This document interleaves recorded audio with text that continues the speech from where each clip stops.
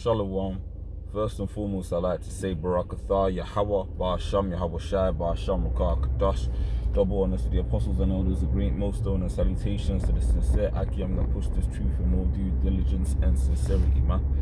There's the brother Yahawah, hey, coming at you, with GMS on the move, man. Just in the spirit of the Lord, bringing judgment on this place, but having mercy upon his elect. No one can get more gruesome and fierce with judgment, but in the same way, no one also can show as much mercy as what the Heavenly Father, Yahawah, Yahawashi, through his Son, is going to show upon the elect. The Heavenly Father kills and he makes alive, he wounds and he heals, and there is none that can take out of his hand, pursuant to Deuteronomy, the 32nd chapter and the 39th verse. Now, we understand that ultimately, the Lord, who we know as Yahawah, his true, one and true only name, is a God above all gods, man, to be feared, because he is the originator, man. He is the most high, man, Yahawah, man, and there is none else, and the Lord don't share his glory with none else. Hence why, like in the previous lesson I touched on, when he surnamed us Israel through our forefather Jacob, one of the laws he gave unto Moses further down the line to give unto us, man, one of the top 10 commandments was that we should have no other gods but him, for the Heavenly Father Yahawah is a jealous power, man.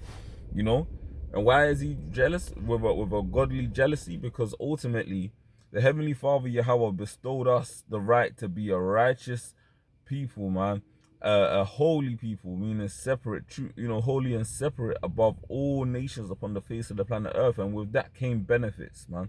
We are, like, even in our lowest estate, better than these other nations. You look at any industry across the face of the planet Earth, and who's dominating it? Jacob, Israel, man. You can look at the typical examples like the entertainment industry, because at the moment Jake are literally just litigated to bread and circuses for the most part. But you even look at engineering feats, like just what stopped me just now, the traffic light system. You look at the London Underground and the motorways on the rail system, on the trains. You look at engineering. You look at the Royal McCoy, man, Elijah McCoy, that came up with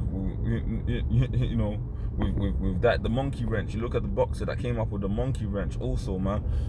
George Foreman, the Foreman, I mean, the list goes on and on and on and on and on. You had Jake that had their ideas stolen by Edomites because they didn't have access to the patent office. So many things, man. You had Tulsa, Oklahoma, Jake that actually rose up and started establishing their own banks, so-called black banks, and all the rest of it that Jake now are trying to replicate. But ultimately it wasn't for us to do that anyway. We were sent to America not to thrive but to suffer, man, and to bear the indignation of the Lord. But I say all of that to say the Heavenly Father made us a special nation unto himself, and with that came certain benefits. Now, our people didn't, like, it was a contractual agreement, if you will. The Heavenly Father gave us certain benefits above the other nations, including his protection and his love, and we were supposed to in turn keep his commandments. It was like, listen, I'm going to let you live in this nice plush house. You're going to have the best of the best. You're going to sleep in the best beds, eat the best food. You're going to have servants. Nations are going to bow down to you. All the other people that visit here are going to have to pretty much bow down to you. You're going to be in command of the house I'm putting you in charge of. But you just got to make sure you maintain the upkeep. But what did Jake do?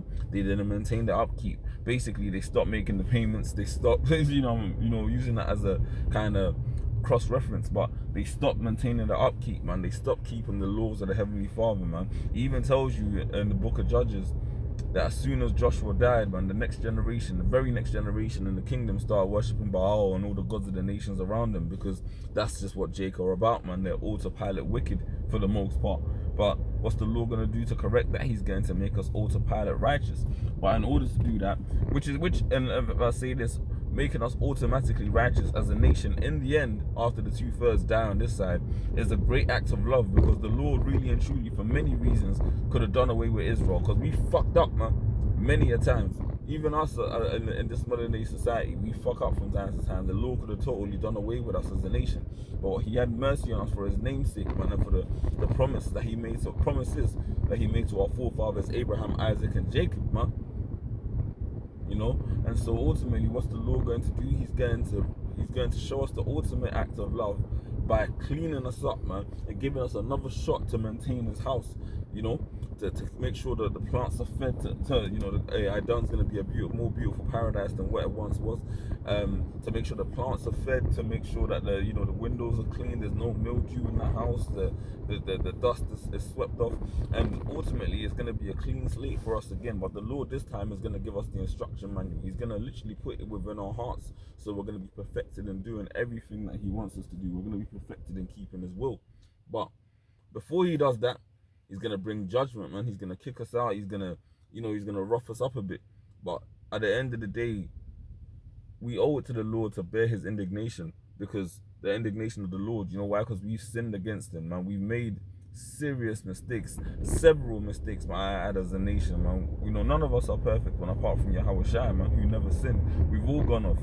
But in that, the beautiful thing is that Yahawashi's sacrifice, man, although he was perfect himself, the fact that he laid his life down for his other incarnations and sins that he committed in other lives, but also ultimately the whole of Israel, is so that we now in this period have grace, meaning that we can make mistakes and bounce back, man, because the Lord at the end of the day has an elect that he's going to save, and even the elect are not immune for the curses. The elect are still going through it. In fact, you come into the truth, you're gonna have some shit to deal with.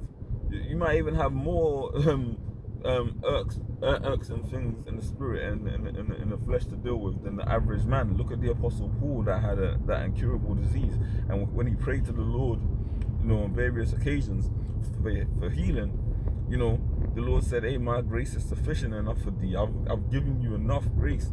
Because the Apostle Paul, if you know the story, when his name was Saul, was slaying the church, but the Lord, rather than having him killed, well, he did die eventually, but before, rather than having him killed immediately, transformed him and gave him the opportunity to put things right, because Paul was one of the Lord's elect.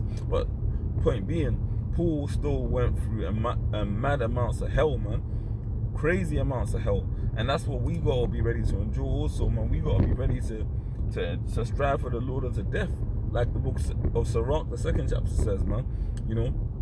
You gotta basically, as gold is tried in the furnace of adversity, so gold is tried in the furnace, so are acceptable men in the furnace of adversity. You gotta be ready to go through hell, but do everything to the pushing of the gospel, and then patience possess you your souls. The Lord is gonna bring great judgment, man, and I mean great judgment, the likes of which have never been seen upon the face of the planet Earth.